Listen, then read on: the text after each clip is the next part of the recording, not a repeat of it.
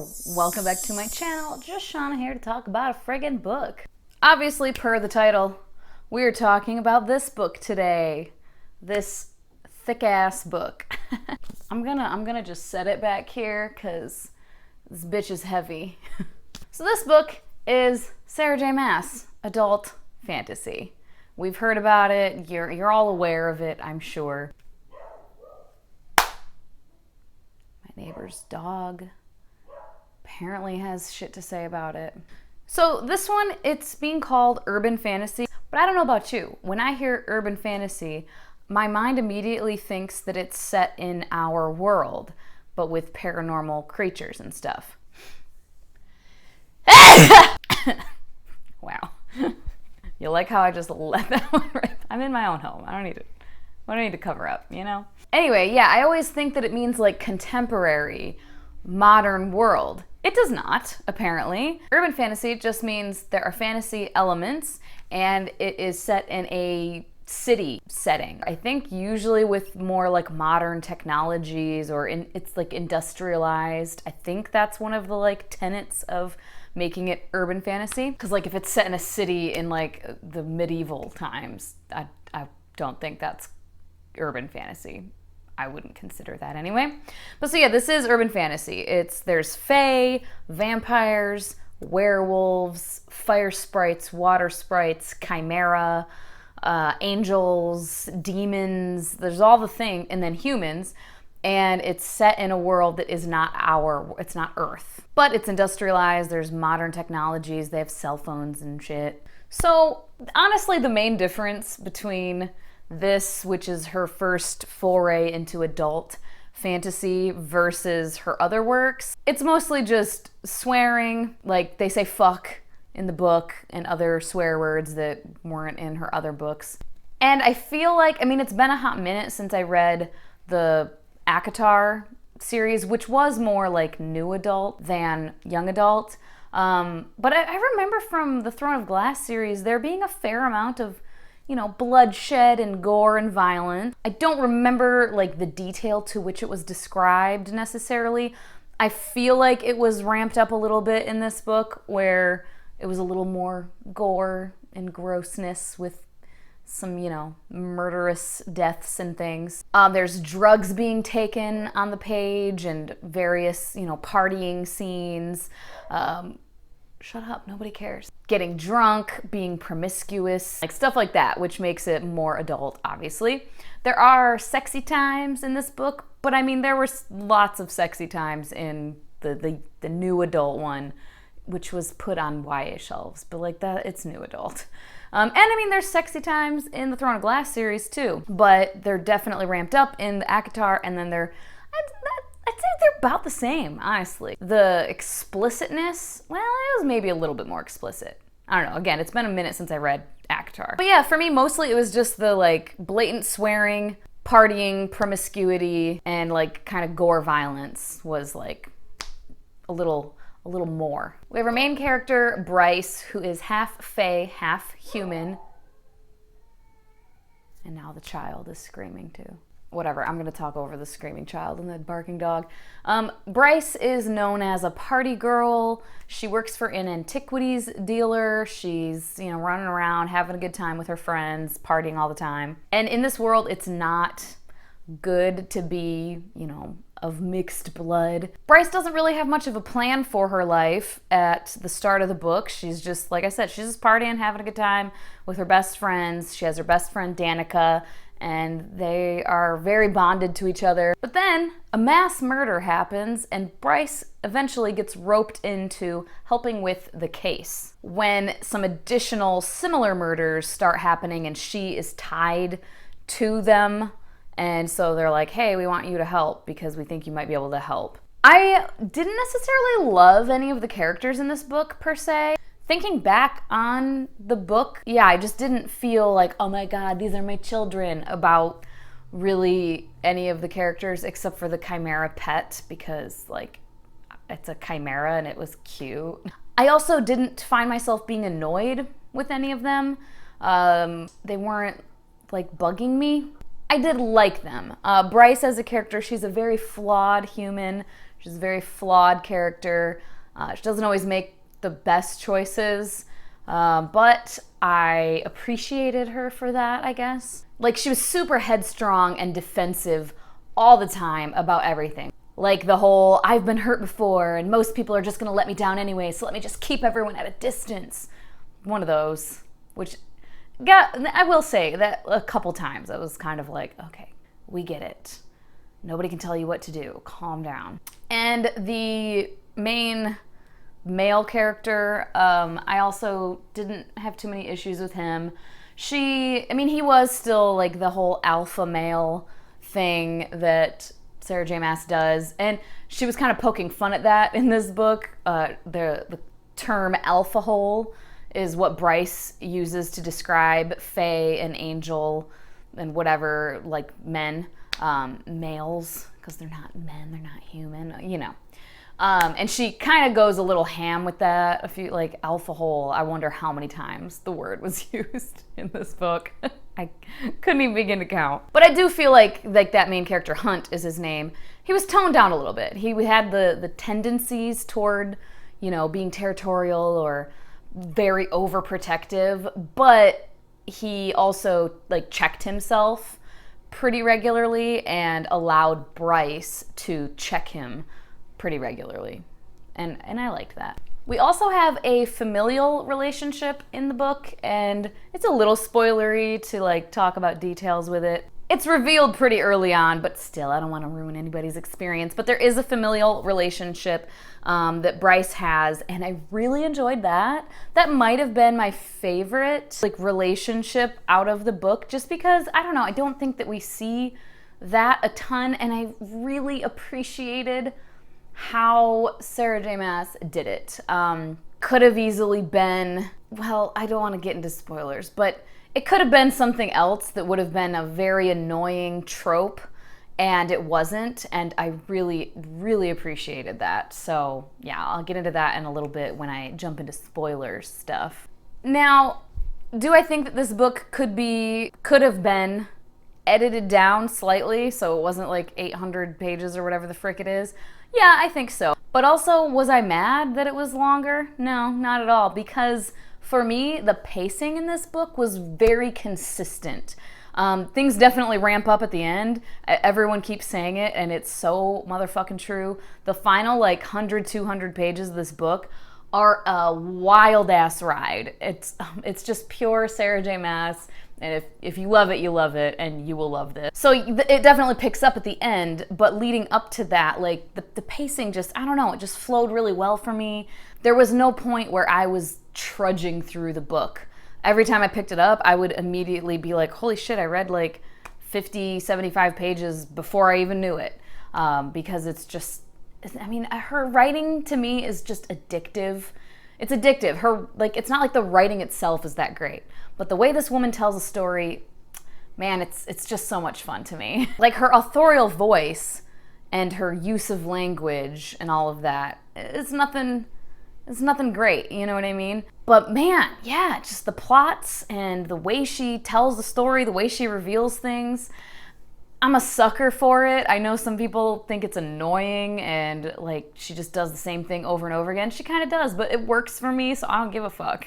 There are so many oh shit moments in her books for me, and I had never didn't know there was like a name for it or whatever, and I don't know if this is the official name, but Becca was talking about this book, and she like loves Sarah J. Maas too, and the "Here Comes the Cavalry" trope, where, and I don't know if it could also be like a, what is it, Deus Ex Machina, or how the fuck do you pronounce that? I always fuck it up. Anyway, that whole thing, where like suddenly something surprising and amazing happens and people show up and save the day, or suddenly the main character is like the most badass of all the badasses and like they're just gonna unleash.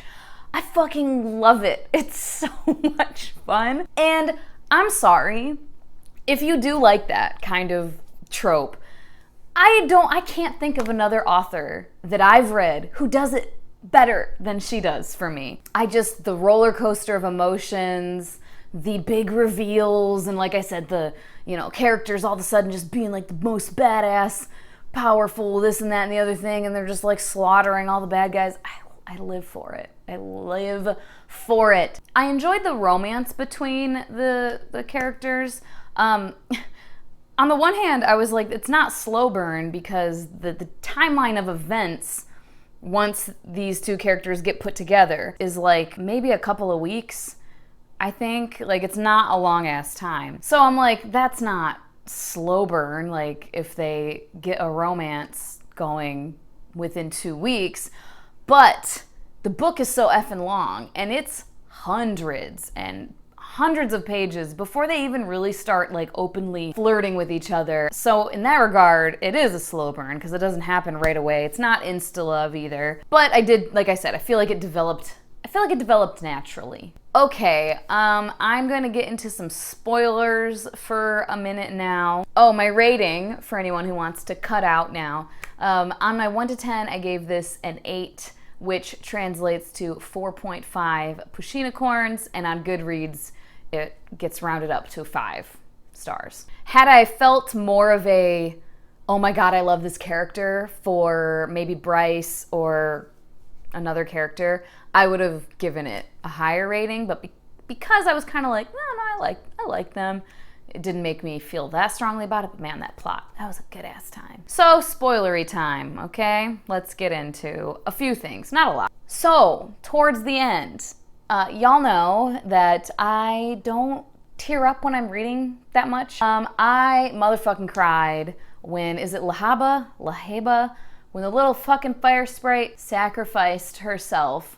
Oh my god. It was just so sad. Her little chant, and then I'm such a fucking sucker for like a moment. So they're all like watching this shit happening on like this big screen, like it's the motherfucking Super Bowl or something. And when they all stood up to like pay their respects as Lahaba was sacrificing herself, oh my god, like I'm gonna get teary-eyed again because I'm a sucker. Fucking sue me. I'm a goddamn sucker for like a moment like that. I don't know why. I can't help myself. I'm sorry. And at the end is when I was like, fuck yes, Bryce, get it, bitch. Like, she was such a badass. And again, it's the Sarah J. Maas, like the most powerful of all the powerfuls ever and the most badass of all the badasses ever and whatever. I don't give a fuck. I love it. It was so much fun. Her with the God Killer gun and like fucking putting that thing together all fast and like bam, and then fucking getting a damn sword and like coming down on the dude.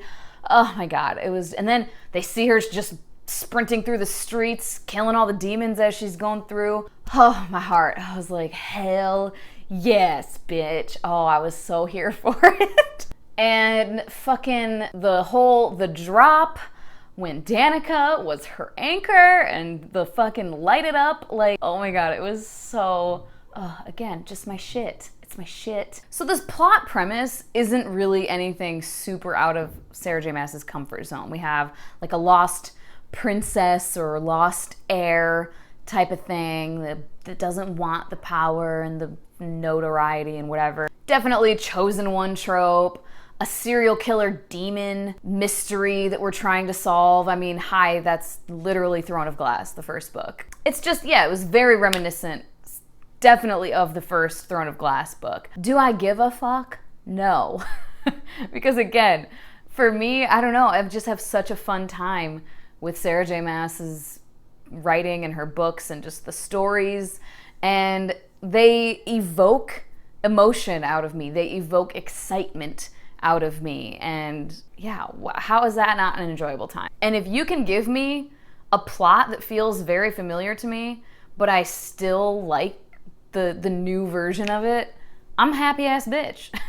And yeah, Rune and Bryce, they, you know, they're cousins, but actually they're brother and sister, and they know it, and, you know, their parents know it and everything, but nobody else knows. I just loved it because so often, and especially because Rune is like the heir, right? Like he's supposed to be the next king of the Fae or whatever the fuck. There could easily be like a competitive siblings trope, or Rune could have easily been all, fuck you, sis, I don't want anybody to know about you either. I don't want anything to do with you because you could fuck with my whole situation, you know? He could have been very like egotistical and power hungry and greedy and all that bullshit. And I'm just so glad that that's not what it was. I'm so glad that Sarah J. Maas left them as like a happy, generally healthy sibling relationship. I mean, yeah, they have like some shit, but it's mostly Bryce. Like, Bryce is mostly the one like making it difficult. Rune is just like, I'm just trying to be your brother. Like, I just want to have a relationship. And I just really, really loved that. And another thing, towards the end, when fucking, oh my God, what was the chick's name? I don't remember. It was some S name. Sandriel? Sandy? Whatever the fuck. The evil bitch that Hunt hated and that captured him or whatever. She like owned him again. And at the end, when Bryce like runs in there and is talking to him and she's trying to like offer herself up and Rune is like, bitch, no, I'm not letting you do that shit. Like, get the fuck out of here. I'm claiming her. He only did it obviously because he was trying to make her not sacrifice herself because that was just the dumbest shit. She was a dumb idiot. But what wasn't dumb and what I so appreciated was that when Hunt was like, basically, fuck off, I want nothing to do with you, trying to like hurt her so that she would stop trying to save him. Weak ass attempt, sir. But I appreciated that Bryce like saw through it and was like, I didn't buy that, because god damn it, I hate that in books when like you're like lovers and you're so like, oh my god, you're amazing and we've shared so much, and then they're like clearly in a situation where they're like, no, I don't want you to save yourself, I don't want you to sacrifice yourself for me, don't do it. And then she keeps trying to do it, and then the dude is like, fuck you, I hate you, I hope you die. And then the chick is like, oh, he wounded me, I'll stop trying to sacrifice myself. Like, it's just so stupid. It's so dumb and transparent. Holy hell. And I'm so glad Bryce had her moments. Like I said, just going in there to do that in the first place was really fucking dumb. But I was very appreciative that she was like, I didn't buy that. I know he didn't mean that at all. So there we have it. Obviously, I enjoyed this, and I mean, I expected to. I discovered Sarah J. Maas, both the Throne of Glass series and ACOTAR, before I was on BookTube, before I knew BookTube was a thing. And I recognize all of the annoying, the cliches, the things that people don't like. I recognize that there are things. It's a thing, but like, fuck off, I like it. I don't care. When people try to like, I don't know, it's just so. People are weird. When people try to judge or like look down upon people like, oh, you like Sarah J. Maas. God, how stupid are you? Like, fuck off. Like, Jesus Christ. That says nothing about someone's intelligence or maturity or anything, that a certain storyline and characters and whatever just speaks to them and they have a good time fucking reading it. If you have read Sarah J. Maas though and you don't like if you read Throne of Glass and you thought it was garbage, you're not gonna like this book. I think Becca or Piera, somebody, I've been watching all the fucking reviews, but I think Becca was saying too, like Becca and the books, she was saying that too. Like, if you don't like Sarah J. Maas's writing, her young adult writing, you're not gonna like this. It's not some new revolutionary, it's the same person that wrote the book. It's the same author. So you're not suddenly magically gonna like it just because there's more swearing and some more gore and violence. All right, I'm done yammering now. If you have read it, please let me know down below how you felt about it. Shut the fuck up. As always, thank you so much for your time. Hope that you guys have a wonderful day, and I will talk to you later. Bye-bye.